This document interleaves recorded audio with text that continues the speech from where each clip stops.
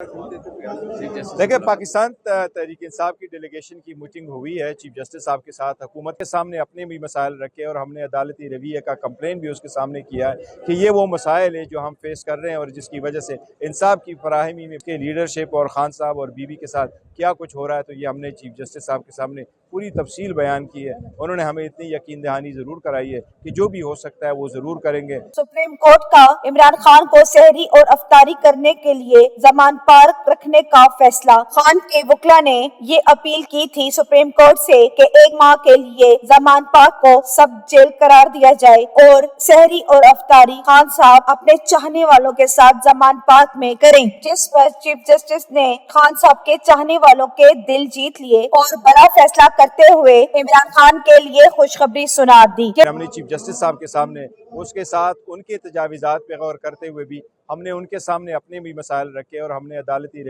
आगाज करेंगे इंशाअल्लाह ताला। Thank you.